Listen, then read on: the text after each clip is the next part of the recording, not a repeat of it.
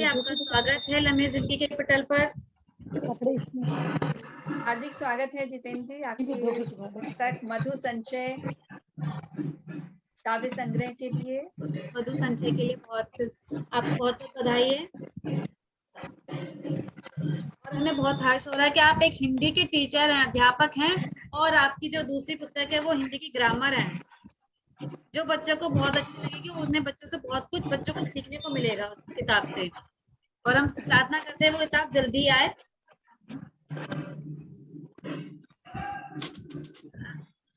आप अनम्यूट करें। म्यूट हैं आप जी। तो जो पुस्तक आने वाली है वो प्रयास रहेगा कि आपके सौजन्य से प्रकाशित हो, और फिर इसी पटल से मेरा सौभाग्य होगा कि इस पटल से जो है उसका विमोचन किया जाएगा। बिल्कुल बिल्कुल, स्वागत है। जैसा कि आप सभी लोग जो इस पटल से जुड़े हुए हैं, सबको नमन, सबका वंदन। मैं जितेंद्र कुमार समस्तीपुर बिहार से हूँ। मधु संचय मेरी पहली रचना है। कविताओं का लिखना या लेखन का जो कार्यक्रम है वो लगभग मैट्रिकुलेशन से स्टार्ट हुआ, लेकिन उस समय किसी न किसी स्रोत या जो हमको प्रभावित करता था उसके आधार पर लिखता था। कभी मैंने यह सपने में भी नहीं सोचा था कि मेरी कोई रचना प्रकाशित होगी, क्योंकि उस लेवल तक अपनी पहुंच नहीं बन पाई। मेरे किताब तक का जो सफर है, उस सफर में मेरी जो परिस्थिति है और मेरी जो प्रकृति है, ये दोनों की अहम भूमिका है। अभाव और गरीबी से जूझता हुआ, संघर्ष करता हुआ आज इस मुकाम पर पहुंचा हूं कि आप लोग के समक्ष एक पुस्तक के विमोचन के कार्यक्रम में शामिल हूं। अभी भी मैं संघर्ष कर रहा हूं। बहुत ऐसी परिस्थितियां खराब है मेरे साथ, लेकिन आप लोगों के द्वारा जो स्नेह, मार्गदर्शन और प्रकृति प्रदत्त जो ज्ञान है, उस ज्ञान के आधार पर अपने हिम्मत को बरकरार रखता हूं। एक पुत्र का जो दायित्व है परिवार के प्रति, एक पति का जो दायित्व है परिवार के प्रति, एक पिता का जो दायित्व है और एक शिक्षक का जो दायित्व, सभी दायित्वों के निर्वहन एक साथ करते हुए, सबका संपादन करते हुए हिम्मत को टूटने नहीं देता हूं। और अब तो आप जैसे गुणीजनों का साथ मिला है, सहयोग मिला है, तब हमें परेशानी नहीं होगी, इतना विश्वास हो रहा है। कोरोना काल में पिताजी का गुजर जाना और समय माँ का गुजर जाना, फिर बड़े पापा का गुजर जाना, ये घटनाएं जो है लगातार मेरे जीवन में आती रही। और परिवार में ढेर सारे लोग हैं, लेकिन हमको अकेला छोड़ दिया। एक अभिमन्यु की तरह मैं चक्रव्यूह में फंसा हुआ जीवन की सारी परिस्थितियों को झेलते हुए, अपने दायित्व का निर्वहन करते हुए, और माँ सरस्वती, मेरे गुरुजनों, मेरे परिवार के लोगों, जिनमें कुछ लोग ऐसे हैं जो हमेशा सदा प्रोत्साहन दिए हैं, कंधे से कंधा मिलाकर साथ दिया, मेरी बेटियां, मेरी पत्नी, इन लोग का भी अहम योगदान है। क्योंकि पिताजी की सेवा करना और कार्य करना, ये दोनों एक काम एक साथ नहीं हो सकता था। पिताजी घर में थे, हम यहाँ थे। ऐसी परिस्थिति में एक पुत्र का जो दुविधा था, उस दुविधा में मेरी पत्नी ने मेरा साथ दिया, और वह बोली कि मैं पिताजी की सेवा के लिए घर से बाहर रहूंगी, गांव में रहूंगी, आप सेवा कीजिए। तो भिन्न भिन्न परिस्थितियां बनी, और उस परिस्थितियों में मैंने अपना आत्मबल निकाला। जैसे एक भौरा भिन्न भिन्न फूलों के परागों को एक जगह जमा करता है और उसका मधु बनाता है, ठीक उसी तरह से मैंने भिन्न भिन्न परिस्थितियों में अपने लिए सकारात्मक सोच को खोजा। जितनी ही परिस्थिति मेरे सामने विपरीत, अपने आप को उतना ही स्ट्रॉन्ग बनाने का कोशिश किया कि नहीं, मेरा जो धर्म है, मेरा जो कर्म है, उससे कभी मुंह नहीं मोड़ना, चाहे परिवार में कोई साथ दे या न दे। तो इन सभी के बावजूद आप लोग के सहयोग और शिक्षा, माँ भगवती की कृपा और अनुकंपा से इस मुकाम तक पहुंचा हूं और आगे का सफर आप लोग के मार्गदर्शन और निर्देशन में चलेगा। हमारे जो इस पुस्तक में संकलित कुछ कविताएं हैं, इन कविताओं में मैंने सबसे पहले जगत माता को स्थान दिया सरस्वती वंदना के रूप में। अगर आप लोग अनुमति दें तो इस कविता को सस्वर में पाठ करूं। बिल्कुल बिल्कुल करें सर, स्वागत है आपका। यदि ये आवाज मीटिंग खत्म होती है तो प्लीज इसी मीटिंग को रिजॉइन कर लीजिएगा। हाँ जी, शुरू कीजिए। आवाज आ रही है मैडम? हाँ जी, आवाज आ रही है। कमल आसन पर विराजित शारदे माँ भगवती, कमल आसन पर विराजित शारदे माँ भगवती, आओ भक्तों आज हम इनकी उतारे आरती, आओ भक्तों आज हम इनकी उतारे आरती।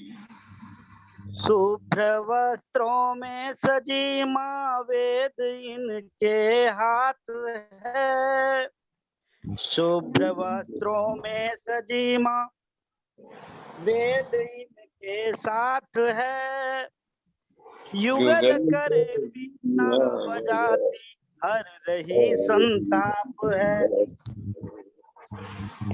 हाथ में माला सुशोभित मनन माता कर रही, ध्यान में ही मग्न रहकर, ध्यान में ही मग्न होकर शोक सागर हर रही, हंसहीन का प्रिय वाहन जगत विख्यात है, क्षण में ही विपदा मिटाए आए शरण जो ज्ञान का वरदान दो माँ हम तो तेरे शरण में, धूप दीप नैवेद्य है मैया तुम्हारे चरण में, सुन लो मेरी प्रार्थना हो गया हे भारती माँ सरस्वती, आओ भक्तों आज माँ की उतारे आरती, आओ भक्तों आज हम माँ की उतारे आइए आंटी बैठ जाइए। हाँ बहुत बहुत हाँ हो धन्यवाद। गया, धन्यवाद जितेंद्र जी, बहुत अच्छा आपने सरस्वती वंदना लिखा है, उतना ही अच्छा आपने गाया है। बहुत बहुत धन्यवाद। तो ये जगत माता सरस्वती माता ज्ञान और विद्या के अधिष्ठात्री देवी को जो मेरे जीवन में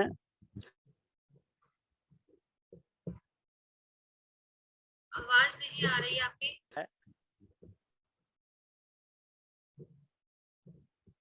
आवाज नहीं आ रही है जितेंद्र जी आपकी।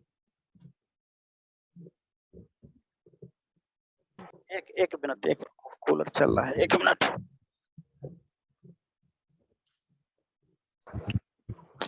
हेलो हेलो, अब आ रही है मैडम? हाँ जी, आवाज। एक दूसरी कविता जो मेरे लिए बहुत महत्वपूर्ण है, ऐसे तो सभी लोगों के जीवन में माँ का महत्वपूर्ण स्थान है। माँ के गुजरने के बाद हमको लगता है कि मैं दुनिया का सबसे दरिद्र आदमी हूँ। बहुत आज भी अगर माँ से संबंधित कोई गीत कान में गूंजती है तो मैं रोने लगता हूँ, वो अश्रु चाह के भी नहीं रुकता है। वो कमी आज तक पूरी न हुई, न कभी होगी। माँ से जो जुड़ाव था, माँ से जो लगाव था, माँ से जो अपनापन था, वो आज भी बरकरार है। वो नहीं है, फिर भी उसकी प्रत्यक्ष अनुभूति हो रही है। माँ ईश्वर से कम नहीं है। माँ का जो स्थान है वह ईश्वर से कहीं ऊपर है, क्योंकि माँ जीवन देती है, अस्तित्व देती है, और वही फिर हमें ईश्वर और परमात्मा का ज्ञान भी करवाती है। तो एक चाहूंगा ये माँ शीर्षक जो कविता है उसको मैं आप सभी गुणीजनों के सामने प्रस्तुत करना चाहूंगा। जिनके चरणों के रज लेकर माथे पर तिलक लगाते हैं, जिनके चरणों के रज लेकर माथे पर तिलक लगाते हैं, जिनके शरीर का रक्त नित हंसते खेलते गाते हैं, जिसकी आशीष की छाया में हम नित दिन मोद मनाते हैं, हम पे अनंत उपकार तेरा हम उसे भूल ना पाते हैं, जिसकी ममता के आंचल में बेफिक्र निडर होकर सोते, पैपान कराने लगते जब कभी नींद में रोते थे। दुनिया का सबसे सुरक्षित स्थान माँ का।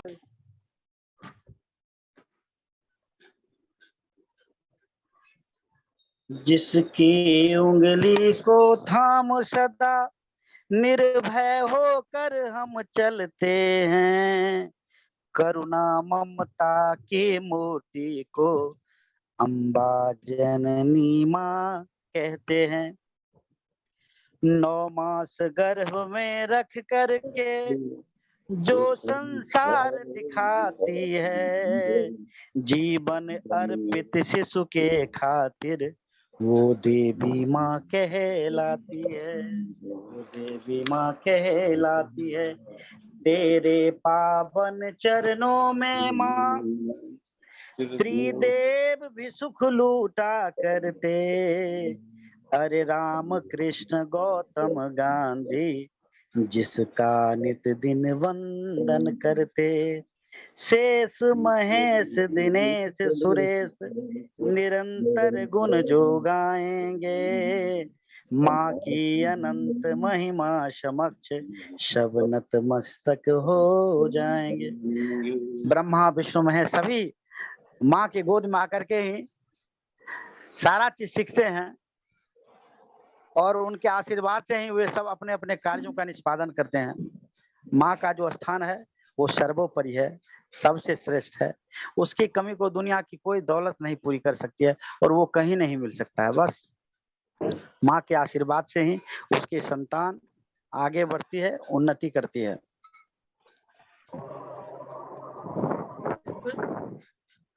अब हम जितेंद्र जी से पूछना चाहेंगे, यदि कोई आपकी मधु संचय कहीं से लेना चाहे तो वो कहाँ मिल सकती है? फ्लिपकार्ट अमेजोन पर उपलब्ध है मैडम, फ्लिपकार्ट अमेजोन पर उपलब्ध है। जैसा कि आप सभी ने सुना, जिसको भी मधु, और जो हमारा ग्रुप जाएगा ये फेसबुक पे, जिसको मधु संचय चाहिए वो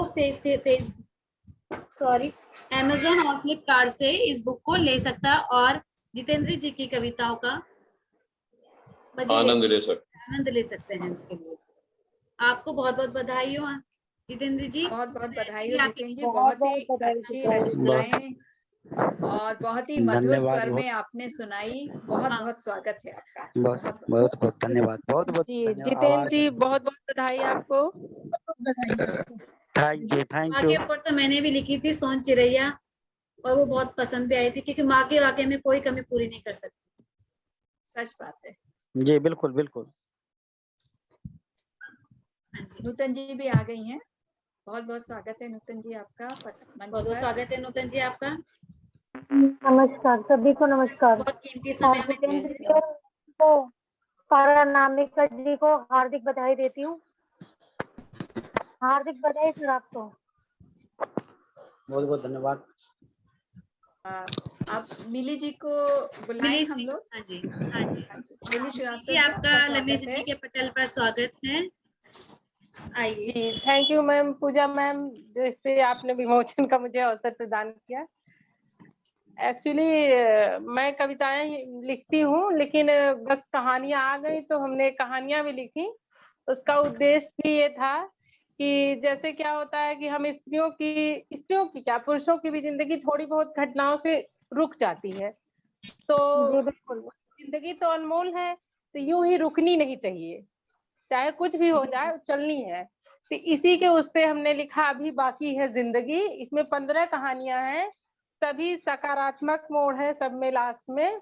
इसका उद्देश्य ये है कि ये पहला संग्रह है मेरा, यह मेरा कहानी संग्रह पहला है। इसमें कहानियों को मैंने, जो समाज में हो रही घटनाएं हैं उसको मैंने अपनी भावनाओं में सामंजस्य बनाकर उसको लिखने की कोशिश की है। और इसमें लिखी सारी कहानियां एक सकारात्मक संदेश देती हैं, और जिससे जिंदगी यूं ही समाप्त नहीं होती, क्योंकि संघर्ष के आगे भी एक जिंदगी होती है, हमें मुश्किलों में जीना सिखाती है। इसको लिखने का उद्देश्य यही है कि हमारी जिंदगी इतनी सस्ती नहीं है कि हम इतनी आसानी से टूट जाए, जीना है अभी, इसलिए उठकर फिर खड़े होना आवश्यक है। इसके लिए कोई वक्त निर्धारित नहीं है, जब चाहो जी लो अपनी जिंदगी, और इसकी कोई उम्र नहीं है। बहुत इसकी बढ़िया 15 विचारों के कहानियां साथ आपने कहानियां लिखी हैं। बहुत बहुत धन्यवाद आपका कि आपने जी। इतनी अच्छी कहानियां लिखी हैं। जरूर हम पढ़ेंगे चाहेंगे हम आपका ये हमें संग्रह जल्दी भी। से जल्दी मिले, जिससे कि हम हाँ, आपकी कहानियों का लुत्फ हम लोग उठाएं। जी, बिल्कुल इसकी बिल्कुल। एक कहानी का आगे जिक्र बढ़ते रहें। मैं करना चाहूंगी, अगर आप सुनना चाहें। हाँ तो जी। एक हमने लिखी है आखिरी चाय। इसका ये है कि जैसे क्या होता है कि हस्बैंड वाइफ जैसे बच्चों की शादी ब्याह सब कर देते हैं, तो रिटायरमेंट के बाद एक जो लाइफ होती है वो जीनी, मतलब वही जीते ही हैं, उसके पहले तो बस जिम्मेदारियां होती हैं। तो इसमें एक कपल है, उनको हमने दिखाया कि रिटायरमेंट के बाद जो है वो लोग सब बच्चों की शादी ब्याह करके आराम से रहना चाहते हैं, लेकिन छोटा बेटा बाहर रहता है, तो बहू प्रेग्नेंट होती है तो माँ को लेने आ जाता है। तो पिता रोकते हैं कि माँ तो सारी जिम्मेदारियां अकेले निभाती थी, तुम्हारी पत्नी, और तुम क्यों नहीं निभा सकते, अभी तो हमने जीना शुरू किया है। तो वो बेटा ये कह देता है कि इस उम्र में लैला मजनू वाली बातें ना करो, जाने दो, माँ नहीं जाएगी तो कौन जाएगा। लेकिन बच्चे ये नहीं समझते कि शारीरिक ही संबंध, मतलब शारीरिक रिश्ता ही नहीं होता पति पत्नी में, एक मानसिक रिश्ता भी होता है। तो वो टूट जाते हैं, लेकिन माँ जो है पति को देखा करके, मतलब ममता में बच्चों के साथ जाने के लिए तैयार हो जाती है, और वहां जाती है तो पति से कहते हुए जाती है कि सोचो भी एक और जिम्मेदारी है, उसको निर्वाह करके मैं आऊंगी। लेकिन क्या होता है, उसके बाद बच्चा होता है, उसके बाद बहू की जॉब लग जाती है, फिर वो वहीं रह जाती है, इसी बीच वो एक्सपायर कर जाती है। तो हमने पति के, हस्बैंड की तरफ से लिखा है कि वो जो है जब बेटा खबर देता है कि माँ नहीं रही, मैं ला रहा हूँ माँ को, तब पति के ऊपर क्या बीतती है। पति की तरफ से हमने लिखा है कि मतलब वो चाह कर भी वो लास्ट में कुछ नहीं बच्चों से कह पाता, क्योंकि अब उसको अपने बुढ़ापे की फिक्र है कि वो कैसे रहेगा, अगर कुछ कह देगा तो बच्चे पता नहीं रखेंगे कि नहीं। तो ये आखिरी चाय हमने लिखी है कहानी। तो इसको लिखते समय मेरे बहुत रोना आया, मैं बहुत रो ये रही, वाकई में जो लेकिन आपने कुछ जो लाइनें कुछ जब बताया सा छोटे रूप में आपने जो कहानी सुनाई है, उससे देख के लगता है कि वाकई में कि आपकी कविताओं की जो किताब है बहुत अच्छी होगी। और ये कहाँ मिलेगी आप हमें बताइए, जिससे कि हम उसे खरीद के पढ़ सकें। अमेजोन पे है, अमेजोन पे है, हम लिंक आपको भेजेंगे, और आपको हम एक कहानी की बुक भेज देंगे, आप एड्रेस अपना दे दीजिएगा। तो मुझे बड़ा अच्छा लगेगा कि, क्योंकि लेखक जो होता है उसकी सारी रचनाएं उसकी संतान जैसी होती हैं, वो किसी को अच्छा बुरा नहीं कर सकता, लेकिन जो पाठक होता है वो आकलन करता है। तो आप मुझे बताएं क्या कमियां हैं, इससे क्या होगा। मैं दूसरी किताब भी लिख रही हूँ, अभी बाकी है जिंदगी 2, तो उसमें वो कमियां। आपकी जी इसे अभी, आने वाली किताब के लिए बहुत बहुत बधाई आपके लिए। जी अभी टाइपिंग कर रहे हैं, जैसे कंप्लीट होगी फिर उस वो भी पब्लिश होगी। तो अभी आप पढ़ के बताइए क्या कमियां हैं क्या नहीं है। हाँ जी बिल्कुल, जैसे आपकी किताब हमें मिलती है हम आपको पढ़ के जरूर बताएंगे। और जी, और पोयम्स तो हम लिखते ही हैं, और उसमें हमने कल लिखा था, आप पढ़ी होंगी। तो जिंदगी पे हमने बहुत लिखा है कि जैसे कुछ लाइनें हैं, अगर सुनना चाहें तो सुना सकते। बिल्कुल हाँ जी सुनाइए। बिल्कुल। जी, लेती रही हर पल मेरे सब्र का इम्तिहान, हरा कर हर बार बना दी मेरे हौसलों को थकान, मुझे हताशा से भर कर मेरे सब्र का बांध तोड़ा है, तेरे साथ मुश्किलें ज्यादा, पर हल थोड़ा है, फिर भी तेरे साथ कदमों से कदम मिला, चलना नहीं छोड़ा है, बता अब तुझे क्या चाहिए जिंदगी। वाह, बहुत बढ़िया, बहुत बढ़िया, बहुत बहुत खूब। अच्छे, बहुत सुंदर। जी धन्यवाद। और जरूर आपकी कहानियां भी हम लोग पढ़ेंगे। जी बिल्कुल, बहुत ही अच्छी लगी, बहुत ही भावुक कहानी थी। जो लाइन आपने बताई उससे लगा कि जिंदगी से जुड़ी हुई कहानियां हैं। जी, हर दरअसल वर्ग देखा की जाए तो कहानियां। जिंदगी का ही एक हिस्सा है जो और अपनी आपकी कहानियां कहानी जिस से हिसाब से आप बता बिल्कुल रहे हैं। पता लगता है, बहुत हाँ बढ़िया, जी, बिल्कुल बहुत पता खूब। लगता है कि जिम्मेदारियां खत्म नहीं होती कभी। इंसान कभी की कभी नहीं जिम्मेदारियां खत्म कभी होती। खत्म नहीं होती। बिल्कुल, आपकी जी, कहानी से बिल्कुल पता लगता है, बहुत अच्छी है। और तो और ये मैं उसमें पूजा हमारी कोई आज की एक भी नारी से कहानियां ज्यादा हैं। कोई नहीं जानता कि जिम्मेदारियां कभी खत्म नहीं होती। स्त्रियां अपने काम से कभी भी रिटायरमेंट नहीं लेती, पुरुष रिटायर हो जाते। ये गलत बात है, पुरुष भी कभी ऐसा रिटायर नहीं नहीं है, होते हैं।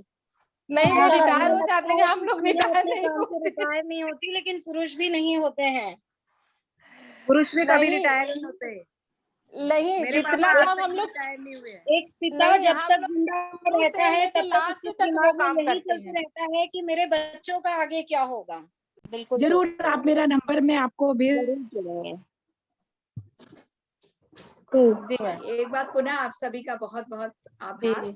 आप सब सबको जुड़े और इसी तरह आभार जुड़े और रहें और पटल की जी शोभा बढ़ाते रहें। जी, धन्यवाद। सबको नमस्कार। जी जी नमस्कार। धन्यवाद। नमस्कार नमस्कार। जी नमस्कार। नमस्कार।